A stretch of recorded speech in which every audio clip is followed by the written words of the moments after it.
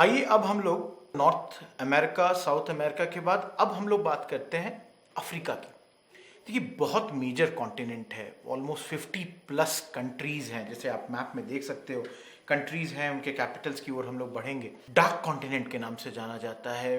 बहुत ज़्यादा समय तक ये कॉन्टिनेंट अनएक्सप्लोर्ड रहा। इसके अलावा अगर यहाँ पे आप देखेंगे, डेजर्ट है, माउंटेन है, ग्रासलैंड्स हैं, fauna and flora her type का आपको मिलेगा।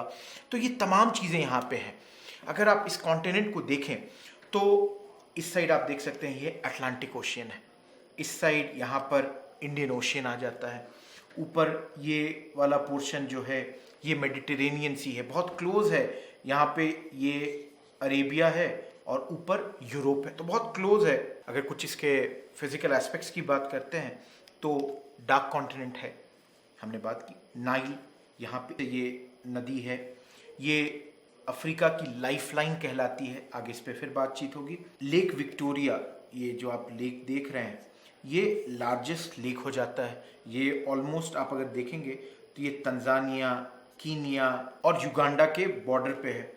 यहीं पे तंजानिया में ही इनका जो हाईएस्ट पॉइंट है किलिमंजारो, वो भी यहीं पर है।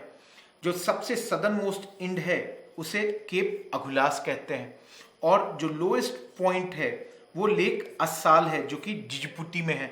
जिबूती यहाँ पे आपका ये कंट्री है, यहाँ पे इसका लोएस्ट पॉइंट है। जो सबसे ईस्टर्ली पॉइंट है सोमालिया में है, इसे रास जैफून कहते हैं। इसके अलावा जो हाईएस्ट रिकॉर्डेड टेम्परेचर ये अल अजीजिया लीबिया इस कंट्री में रिकॉर्ड हुआ था। तो ये कुछ फिजिकल फैक्ट्स हैं इस कंट्री के बारे में। इस पे हम लोग फिर से आगे बात करेंगे। यहाँ पे एक और आप नाम देख सकते हैं, ये रेड सी है, तो इसको आपको याद रखना है। यहाँ पे बहुत सारे स्ट्रेट्स हैं, जैसे स्ट्रेट ऑफ जिब्राल्टर है, आपने वर्ल्ड फेमस सुइज कैनाल का नाम सुना होगा, स्ट्रेट ऑफ बाब एल मंदेब है। तो ये सब जो है इनको सेपरेट करता है यूरेशिया से, यूरोप प्लस एशिया से। ये कुछ स्ट्रेट्स हैं जो इनको सेपरेट करते हैं। इसके अलावा याद रखना है कि ये कॉन्टिनेंट सेकेंड लार्जेस्ट कॉन्टिनेंट है आफ्टर एशिया। अगर कोई कॉन्टिनेंट है साइज वाइज, ये ऑलमोस्ट 9 टाइम्स इंडिया के साइज का है। आप सोच सकते हैं कितना बड़ा है अफ्रीका, 9 टाइम्स इंडिया। और एक बहुत इंपॉर्टेंट फैक्ट याद रखना है कि ये एकमात्र कॉन्टिनेंट है जिससे इक्वेटर, ट्रॉपिक ऑफ कैप्रिकॉन और ट्रॉपिक ऑफ कैंसर तीनों पास करता है। इस चीज को एग्जाम के लिए याद रखिए। आइए अब एक एक करके यहाँ के कंट्रीज की चर्चा करें। देखिए, सबसे पहले हमने लिया मोरक्को। हम यहाँ पर हैं, मोरक्को आप देख सकते हैं वेस्टर्न साइड में इस कॉन्टिनेंट की कंट्री है, जिसका कैपिटल आप देखिए राबत है। ये कंट्री बहुत इंपॉर्टेंट हो जाता है फॉस्फेट के लिए और कोबाल्ट के लिए। ये दो चीज़ें ऐसी हैं जो यहाँ पे बहुत ज़्यादा प्रोड्यूस होती हैं। इसके अलावा एक और बहुत इंपॉर्टेंट, जो इस कंट्री का लार्जेस्ट टाउन है, ये मोस्ट इंपॉर्टेंट सिटी कहिए, पोर्ट कहिए, कैसाब्लैंका, ये एक हिस्टोरिकल टाउन भी कह सकते हैं, बहुत इंपॉर्टेंट है। यहाँ पे केमिकल इंडस्ट्रियल सेंटर, बहुत इंपॉर्टेंट टाउन है। इसके अलावा माराकेश, अगेन इन्वायरमेंट में भी अगर आप हाल फिलहाल में नाम सुनते होंगे तो माराकेश ट्रीटी बहुत फेमस है। ये भी इस कंट्री का चीफ टाउन है और इसे रेड सिटी जैसे आप देख सकते हैं, और ये यहाँ का रिलीजियस कैपिटल भी है। इंपॉर्टेंट ट्रेडिंग सेंटर है इस पूरे एरिया का। इस सेंटर में, इस साइड में ये मोरक्को जो है, ये जो आपका यहाँ से है, ये बहुत इंपॉर्टेंट कंट्री हो जाता है, तो इसको आप याद रखें। दूसरा, इसके ईस्ट में देखिए अल्जीरिया। ये एक समय फ्रांस के अंडर में था, कॉलोनी था उनका। कैपिटल आप देखिए यहीं पे ऊपर में लिखा हुआ है अल्जीयर्स अल दजाजायर। ये यहाँ का लार्जेस्ट सिटी है और पोर्ट भी है, एट द सेम टाइम ये कैपिटल भी है।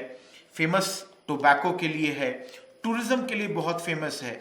और यहाँ की क्लाइमेट, चूंकि ये मेडिटेरेनियन सी के आसपास है, तो मेडिटेरेनियन क्लाइमेट भी मिलता है और यहाँ पर बहुत ज़्यादा आपको ग्रेप्स का भी प्रोडक्शन होता है। तो ये सब है। इसके अलावा भी यहाँ पे और टाउन्स है, जैसे ओरान है, स्किदा है, लेकिन इनको हमको उतना याद नहीं रखना, छोड़ भी सकते हैं। तो अल्जीरिया में कैपिटल अल्जियर्स, लार्जेस्ट सिटी, और उनके पोर्ट सिटी है। तीसरा, अब आ गए हम लोग लीबिया पे। आप देख सकते हैं कैपिटल ऊपर में ट्रिपोली। बहुत ज़्यादा डिस्टर्ब्ड एरिया था, कर्नल गद्दाफी रूल किया करते थे, उन्हें हटा दिया गया, अभी भी डिस्टर्ब्ड है, लेकिन ये बहुत रिच कंट्री है mainly on account of the fact कि इनके पास बहुत ज़्यादा ऑयल डिपॉजिट्स है, ऑयल फील्ड्स बहुत ज़्यादा है। और पिछले स्लाइड में हमने देखा कि सबसे हाईएस्ट टेम्परेचर जो रिकॉर्डेड था वो कहीं और नहीं बल्कि यहीं पे था। अगला कंट्री इसके ऊपर में आप देखिए, ट्यूनीशिया, कैपिटल ट्यूनिस। ट्यूनिस भी जो है ये प्रिंसिपल पोर्ट है इस कंट्री का, हैंडीक्राफ्ट इंडस्ट्री के लिए जाना जाता है और बहुत इंपॉर्टेंट कल्चरल सेंटर है। तो देखिए दोस्तों, हम यहां से हमने ये चारों कंट्री यहां पर देख लिया। अब आके बढ़ते हैं, देखिए पांचवा इजिप्ट, कैपिटल आप देख सकते हैं कायरो। शुरुआत में हमने बात की नाइल नदी की, ये नाइल नदी यहाँ का लाइफलाइन अफ्रीका का तो है ही, इजिप्ट का भी है। और कायरो फिर से एक हिस्टोरिकल सेंटर है, कैपिटल होने के अलावा कल्चरल सेंटर है, ये हिस्टोरिकल सेंटर है, नाइल नदी के राइट बैंक पर ये बसा हुआ है, तो ये बहुत इंपॉर्टेंट है हमारे लिए। एक और देखिए अलेक्जेंड्रिया, ये भी नाइल डेल्टा पे बसा हुआ है और कॉटन के लिए जाना जाता है, एक्सपोर्ट ऑफ कॉटन यहाँ से बहुत ज्यादा होता है। एट द सेम टाइम एक और इंपॉर्टेंट सिटी पोर्ट सेड, और ये इसलिए इंपॉर्टेंट है क्योंकि ये स्विस कैनाल के एकदम नदन एंड पे है। अगला कंट्री आप देखिए, छठा कंट्री, अब सूडान इसके नीचे आ गए, आप देख सकते हैं कैपिटल यहाँ पे खार्तूम लिखा हुआ है और अल खार्तूम भी कहते हैं। अब यहीं पे समझिए कि सूडान पहले एक था, बाद में इसका डिवीजन हो गया और यहाँ पे बन गया एक और कंट्री साउथ सूडान, जूबा। ये मैंने यहाँ नहीं लिखा है, इसको याद रखना है हमको कि एक नई कंट्री जो बनी थी यहाँ पे वो साउथ सूडान थी, तो इसको याद रखिए, ये हमारा सातवां कंट्री होगा साउथ सूडान, जूबा। अब यहाँ पे देखिए खार्तूम जो है यहाँ का की है, सूडान का की कहते हैं इसको, मतलब चाबी है इस कंट्री के अंदर में अगर आना है तो खार्तूम से आइए। लार्जेस्ट टाउन है, एडमिनिस्ट्रेटिव सेंटर भी है। अब यहाँ पे इसके अलावा 7 कंट्री के बाद अब 3 कंट्री को साथ में देखिए, ये 3 है इरिट्रिया, जिबूती, सोमालिया, क्योंकि तीनों को मिला के कहा जाता है हॉर्न ऑफ अफ्रीका। बहुत इंपॉर्टेंट है दोस्तों, इसको याद रखिए, कभी भी पूछ दे हॉर्न ऑफ अफ्रीका, देखिए इसका कुछ बनावट ही कुछ इस तरीके का है, तो अगर कभी पूछ दे कि कौन है हॉर्न ऑफ अफ्रीका या कौन सी कंट्री उसमें है, तो ये 3 जो ऑलमोस्ट आपके ईस्टर्न साइड में है। अब यहाँ पे पहली कंट्री जो है वो है जिबूती, कैपिटल भी जिबूती, आप इधर देख सकते हैं रेड सी है इसके और गल्फ ऑफ एडन है। इसके बाद दूसरी जो कंट्री यहाँ इरिट्रिया, कैपिटल क्या है, अस्मारा, इसको याद रखिए, अस्मारा यहाँ का चीफ पोर्ट है। इसके अलावा जो तीसरी कंट्री थी वो था सोमालिया, कैपिटल मोगादिशु। अक्सर आप सोमालिया का नाम सुनते होंगे पायरेसी के लिए, पायरेट्स, सी पायरेट्स यहाँ पे लूटते हैं, बहुत बार हमारे लोगों को बंधक बना लेते हैं जो हमारे सी में लोग जाते हैं। तो आपको इन 3 कंट्री का नाम इसलिए याद रखना, कैपिटल्स का भी नाम याद रख सकते हैं। देखिए 10 कंट्री के बाद अब देखते हैं युगांडा। देखिए यहाँ के बाद हम आ गए इनके साउथ में, यहाँ आप देख सकते हैं ये रहा युगांडा, कैपिटल ये जो पिंक वाला है क्या है, कंपाला, इसको याद रखना है, मोस्ट इंपॉर्टेंट टाउन है इसका और यहाँ का कैपिटल भी है। युगांडा के ही नीचे आप देखिए छोटा सा एक कंट्री येलो में ये दिख रहा है, रवांडा, जिसकी कैपिटल है किगाली। ये एरियाज एथनिक टेंशंस के लिए बहुत ज्यादा बहुत नाम में थे, 90s में बहुत एथनिक टेंशंस हुआ करती थी, एक दूसरे को मार काट लगा रहता था, अभी भी थोड़ी डिस्टर्ब रहती है। रवांडा को नेशन ऑफ 1000 हिल्स भी कहते हैं। देखिए इसके बाद एक मेजर कंट्री, बहुत इंपॉर्टेंट कंट्री, कीनिया। अगेन जिन लोग क्रिकेट फॉलो करते हैं या जो लोग इस जगह के बारे में जानते हैं, ये इधर का one of the most important countries है।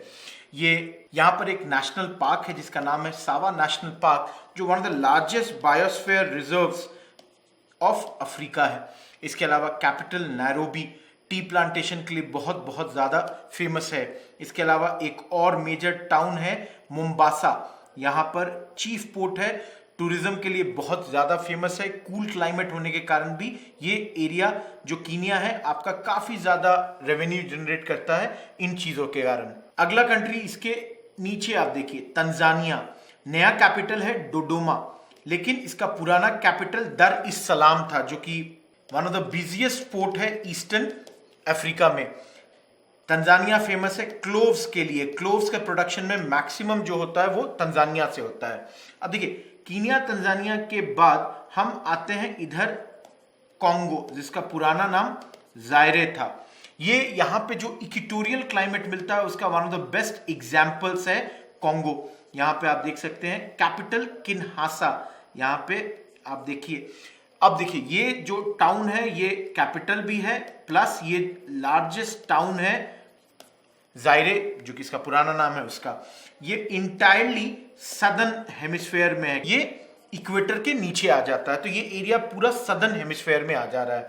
बहुत इंपॉर्टेंट टाउन है इस कंट्री का, एट द सेम टाइम बहुत इंपॉर्टेंट कंट्री है इस वर्ल्ड का, अफ्रीका का। एट द सेम टाइम देखिए हल्का सा ये सी से भी जुड़ा हुआ है। तो आप देखिए यहाँ पे बहुत सारे लैंडलॉक्ड कंट्रीज हैं, लेकिन कॉन्गो उसमें एक नहीं है, क्योंकि बस थोड़े से ये जुड़ जाता है सी से। अब कॉन्गो से जुड़ा हुआ है अंगोला, कैपिटल आप देख सकते हैं लुआंडा, जो इसका कैपिटल भी है और चीफ पोर्ट भी है। यहां पे आप ध्यान देंगे तो एक चीज ये देखेंगे कि हमने बात की थी डेमोक्रेटिक रिपब्लिक ऑफ कॉन्गो जायरे, उसके बगल में ही एक और कंट्री है कॉन्गो, जिसका कैपिटल है ब्राज़ाविले। तो ये याद रखना है कि एक कॉन्गो है, एक डेमोक्रेटिक रिपब्लिक ऑफ कॉन्गो है, जिसका पुराना नाम जायरे हुआ करता था। इसके बाद एक छोटी सी कंट्री यहाँ बुरुंडी, उतना इंपॉर्टेंट नहीं है, बुजुम्बुरा इसका कैपिटल है, याद रख सकते हैं तो ठीक है, अदरवाइज छोड़ भी सकते हैं। इसके बाद एक मेजर कंट्री जाम्बिया, कैपिटल है लुसाका। आप देखिए लुसाका इसका कैपिटल है, पूरी तरह से लैंडलॉक्ड कंट्री है। इसमें अगला कंट्री यहाँ देखिए मलावी, और कैपिटल है इसका लिलोंग्वे, तो ये आपको मलावी याद रखना है। फिर इसी के पास एक और कंट्री आप देखिए, बड़ा कंट्री है मोजाम्बिक, जो अफ्रीकन कोस्ट पर है।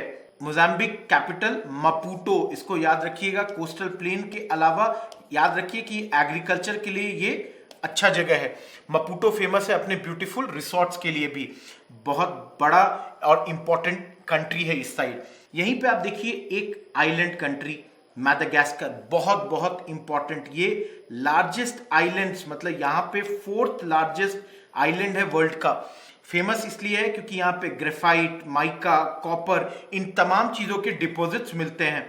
ग्रेफाइट और क्रोमाइट के तो बहुत ज्यादा डिपॉजिट्स मिलते हैं, कॉपर एंड ऑल के भी मिलते हैं। मोजाम्बिक के बगल में आप देखिए एक कंट्री है बोत्सवाना, कैपिटल फॉर्मली गैबोरोन था, उतना इंपॉर्टेंट नहीं है, लेकिन याद रहे तो गुड, इसको आपको याद रखना है। इसके बाद यहीं पे एक और कंट्री जिम्बाब्वे, कैपिटल हरारे है इसका। जिम्बाब्वे रॉबर्ट मुगाबे के लिए जाना जाता था, मुगाबे साहब अब मर गए हैं, अब प्रेसिडेंट नहीं रहे, लेकिन ये बहुत इंपॉर्टेंट है। एक समय ये एग्रीकल्चर के लिए जाना जाता था, एग्रीकल्चर बहुत ज्यादा यहाँ पे डेवलप था, लेकिन बाद में सारे लैंड्स को डिवाइड कर दिया गया और ब्लैक जो एथनिक पॉपुलेशन है उनको दिया गया, और पहले सारे व्हाइट्स उन लैंड को कंट्रोल करते थे। उसके बाद प्रोडक्शन गिर गया और सडनली ये कंट्री जो one of the times rich countries में से थी अफ्रीका की, सडनली ये बहुत ज्यादा स्ट्रगल कर रही है इकोनॉमिकली। ये बहुत ज्यादा इंपॉर्टेंट बात है जिसको आप याद रखें। कोल डिपॉजिट्स यहाँ पे अच्छे खासे मिलते हैं। देखिए यहाँ पे एक कंट्री है कोटे डिवोरे, जिसका पुराना नाम आइवरी कोस्ट था। कैपिटल आप देख सकते हैं मैप में, उतना क्लियरली ना दिखे इसलिए मैं लिख रहा हूं, यामू सुक्रो, जो कि ऑफिशियल कैपिटल है। ऐसे डिफैक्टो अबिजान इसका कैपिटल है। भूल भी सकते हैं क्योंकि बहुत कंट्रीज हैं, पॉसिबल नहीं है सबको याद रख पाना। इसी के ईस्ट में घाना इंपॉर्टेंट कंट्री है, ये कैश क्रॉप के लिए जाना जाता है और इसका कैपिटल है एक्रा, जिसके पास अपना फाइन हार्बर है। अगला कंट्री इंपॉर्टेंट नाइजीरिया, जिसका कैपिटल है अबूजा, फेमस है पाम ऑयल के लिए, इसको आप याद रखें। ये जो एरिया है जिसको गल्फ ऑफ गुइनिया कहते हैं, उस साइड में ये लार्जेस्ट कंट्री हो जाता है। इसका प्रिंसिपल पोर्ट लागोस है। इसी के बाद एक और कंट्री है टोगो, यहाँ पे आप देख सकते हैं पतला सा एकदम छोटा सा कंट्री है टोगो, जिसकी कैपिटल है लोम। और इसी के बगल में एक और कंट्री है बेनाइन, जिसकी कैपिटल है पोर्टो नोवो। तो ये बहुत सारी कंट्रीज यहाँ गल्फ ऑफ गुइनिया के कोस्ट पे है। एक और कंट्री बहुत इंपॉर्टेंट साउथ में देखिए नामीबिया, इसका कैपिटल है विंडहुक, इसको आप याद रख सकते हैं, ये नीचे में एकदम आपके आ जाता है। इसके अलावा आप देखिए यहाँ पे साउथ अफ्रीका के अंदर ये एक छोटा सा कंट्री है स्वाजीलैंड। याद रखिए कि स्वाजीलैंड टोटली लैंडलॉक्ड नहीं है, क्योंकि ये थोड़ा सा मोजाम्बिक से भी मिलता है और थोड़ा सा इसके पास सी कोस्ट भी है। वहीं पे अगर लिसोतो को देखेंगे, ये एक ऐसा कंट्री जो टोटली साउथ अफ्रीका के अंदर में आ जाता है। तो आपको याद रखना है मोस्ट इंपॉर्टेंट कंट्री अब यहाँ पे क्या है, साउथ अफ्रीका।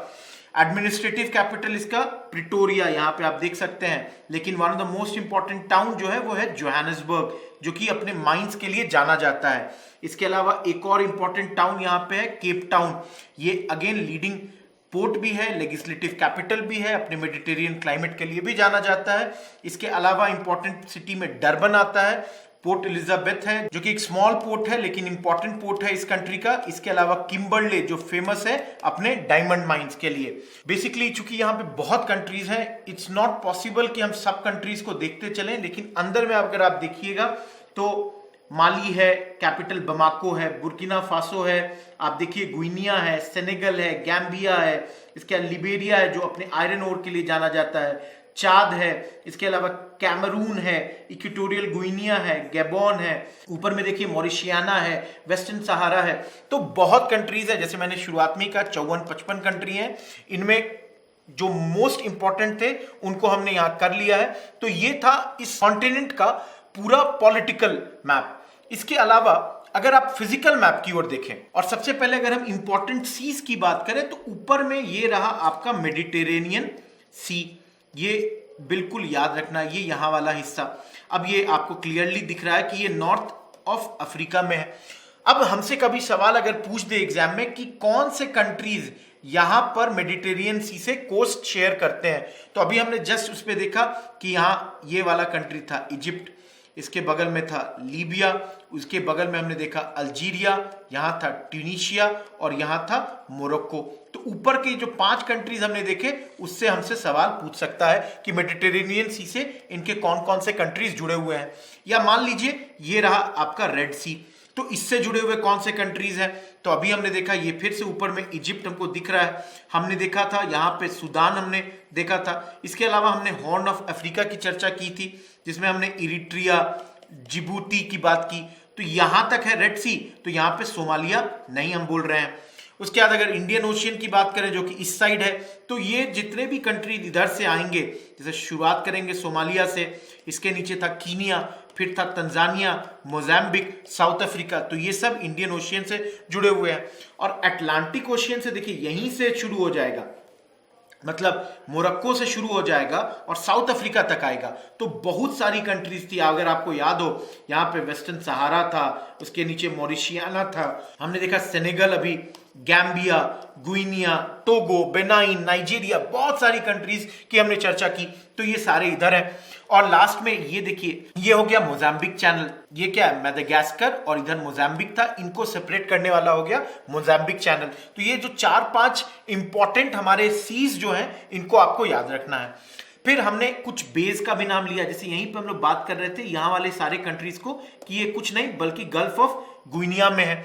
इसके अलावा यहां पर हमने बात किया एक मपूटो बे है, जो हम मोजाम्बिक की बात कर रहे थे, तो वहां तो ये 1-2 बेस का नाम याद रखिए। 2 स्ट्रेट याद रखना है, एक यहां पर है जो कि आपको नाम है स्ट्रेट ऑफ जिब्राल्टर, ये क्या कर रहा है यूरोप और अफ्रीका को सेपरेट कर रहा है। और दूसरा है यहां पर जिसको हमने पहले भी कहा स्ट्रेट ऑफ बाब एल मंदेब, और ये क्या कर रहा है, ये रेड सी और गल्फ ऑफ एडन को सेपरेट कर रहा है। इसके अलावा यहाँ पर एक छोटा सा कैनाल है जिसको हम लोग बहुत फेमस जानते हैं, सुएज कैनाल। तो ये 2-3 हमने पहले भी नाम लिया, इसको आपको याद रखना होगा। अब देखिए कुछ लेक्स देखिए, यहाँ पे आपको दिख रहा है लेक न्यासा।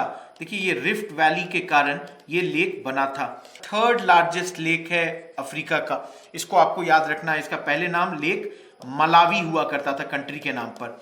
फिर आप देखिए ये लेक तंगानिया का, ये बहुत इंपॉर्टेंट लेक है, ये भी रिफ्ट वैली के कारण क्रिएट हुआ। 2nd deepest lake in world है आफ्टर बाइकाल लेक, जो यूरोप में हम लोग चर्चा करेंगे। बाइकाल लेक के बाद ये 2nd डीपेस्ट लेक है, तो आप यही याद रखिए कि बाइकाल लेक सबसे डीपेस्ट लेक है वर्ल्ड में।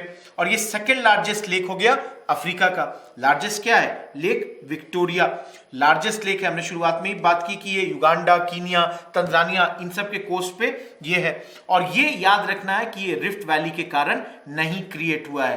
देखिए रिफ्ट वैली ये पूरा है, यहाँ पे आप देख सकते हैं, और रिफ्ट वैली के कारण ये सब लेक्स हुए हैं, लेकिन लेक विक्टोरिया रिफ्ट वैली के कारण नहीं क्रिएट हुआ है। 2 चीज याद रखना है, इसके थ्रू इक्वेटर भी पास करता है, और ये वर्ल्ड का 3rd लार्जेस्ट लेक है। लार्जेस्ट लेक क्या है, कैस्पियन सी, याद रखिए। और 2nd largest lake, lake superior, जो हमने नॉर्थ अमेरिका में किया था। तो इन दोनों को याद रखिए, 3rd लार्जेस्ट यहां पर है। अब यहाँ पे कुछ इंपॉर्टेंट रिवर्स, जैसे नाइल रिवर को तो हमने बहुत बार बातचीत की, इस पे सवाल हमसे क्या पूछ सकता है, कुछ डैम्स के बारे में। यहीं पे मैं बता देता हूं, इस पे 3 मेजर डैम है, ओस्वेन, ओवेन और सेन्नार। ये 3 डैम है, इन तीनों का नाम बस याद रखिए, एस्वेन, ओवेन और सेन्नार। अगर नाइल रिवर को देखिएगा तो इसका सोर्स, एक सोर्स तो ये लेक विक्टोरिया है, जिसको हम लोग कहते हैं कि ये लेक विक्टोरिया व्हाइट नाइल का सोर्स है, और दूसरा इथोपिया से शुरू होता है, जिसको ब्लू नाइल कहते हैं, लेक ताना से शुरू होता है। इसके अलावा इसका आउटफ्लो कहाँ है, आप देख सकते हैं, ये मेडिटेरेनियन सी में जाकर गिर जा रहा है, डेल्टा बनाता है, बहुत इंपॉर्टेंट है इजिप्ट के लिए और अफ्रीका के लिए भी। इसके अलावा आप एक और रिवर देखिए कॉन्गो रिवर। अब इंपॉर्टेंट इसका क्या है हमारे एग्जाम के लिए, कि ये नदी 2 बार इक्वेटर को कट करती है। देखिए, एक बार यहां पे कट करेगी, दूसरी बार यहां पे कट कर रही है, तो ये बहुत इंपॉर्टेंट है कि ये ट्वाइस कट्स द इक्वेटर। अब ये जो कॉन्गो नदी है, इसको पहले जायरे नदी भी कहा जाता था। बहुत कम नेविगेबल है क्योंकि इस पे बहुत ज्यादा रैपिड्स बने हुए हैं, बहुत ज्यादा ये ऊपर नीचे वाली नदी है, इसलिए इसमें नेविगेबल जो इसका है प्रॉपर्टी वो बहुत कम है। इसके बाद तीसरा नदी आप देखिए, एक नाइजर नदी है, सोर्स क्या है, गुइनिया है, और वापस जाके कहां गिर रही है, गल्फ ऑफ गुइनिया में गिर रही है।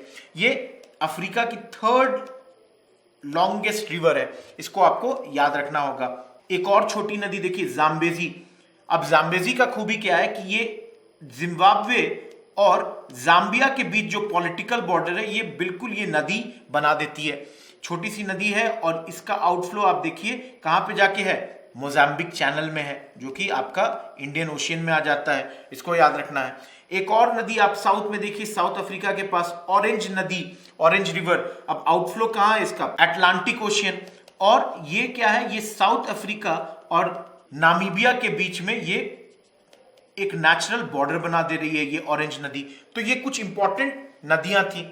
इसके अलावा भी बहुत सारी नदियां, लिम्पोपो है, बेन्यू है, वोल्टा है, लेकिन ये 4-5 मोस्ट इंपॉर्टेंट है, इसको याद रखिए। यहाँ पे माउंटेन रेंजेस के नाम पे एक याद रखिए, यहाँ पे एटलस माउंटेन है, इसको एकदम इंपॉर्टेंट याद रखिए। और माउंट किलिमंजारो की बात हमने पहली कर दी कि ये यहाँ का हाईएस्ट पीक है, इसमें एक्सटिंक्ट वोल्केनोज भी हैं, तो इसको आप याद रख सकते हैं। इसके अलावा मेजर चीज यहाँ पे डेजर्ट्स, कालाहारी, नामीब और ये जो ऊपर में मेजर सहारा डेजर्ट्स है, ये 3 मेजर डेजर्ट्स हैं, इनको आपको याद रखना है। कालाहारी फेमस है अपने बुशमैन, जो यहाँ के नेटिव लोग हैं, इनको आपको याद रखना है कि ये एक नेटिव ट्राइब है कालाहारी का। इस नामीब आप देख सकते हैं बिल्कुल कोस्टल प्लेन पे है, और सहारा विश्व का सबसे बड़ा डेजर्ट है। तो इस 3 डेजर्ट्स को आप याद रखें।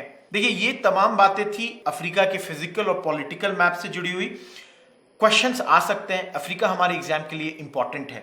बहुत कंट्रीज हैं, तो कंट्रीज में अगर कैपिटल और ये सब कुछ पूछेगा तो मेजर किसी कंट्री का पूछेगा।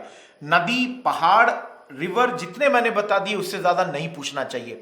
इतना पढ़ लीजिए, मोर देन सफिशिएंट है हमारे वनडे एग्जाम्स के लिए। That's all, thank you, good bye.